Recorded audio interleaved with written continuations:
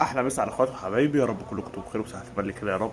في موضوع منتشر هو بطوله الكونفدراليه اللي مشارك فيها نادي الزمالك. هو البطوله مش هتتلغي ولا السنه دي ولا السنه الجايه. البطوله لسه ما خدوش قرار نهائي اساسا.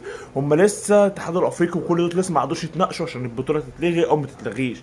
يعني سيبكم من كل الهري على السوشيال ميديا ده. لا، البطوله مستمره وممكن تستمر للسنه الجايه والسنه اللي بعديها. البطوله لسه 100% لسه مستمره. يعني البطوله بنسبه 100% لسه مستمره. لسه ما فيش قرار نهائي اتخذ، او لسه اساسا يعني هو ما فيش تناقش في الموضوع عشان ياخدوا قرار. يعني هو لسه احنا ما قعدناش نتكلمنا عشان ناخد قرار. فسيبكم من كل اللي داير على السوشيال ميديا. البطوله مستمره الموسم ده والموسم اللي بعدين اساسا. لسه اما ياخدوا قرار، اما اساسا يقعدوا يتناقشوا، يبقى في وقتها هنعرف اذا البطوله هتكمل. بس هي كده هتكمل الموسم ده. بس بنتكلم عن الموسم القادم، هل هتكمل الموسم القادم ولا هل هتتلغي وهنشوف بطوله بشكل اخر زي بطوله السوبر الافريقي والكلام ده وبس. سلام.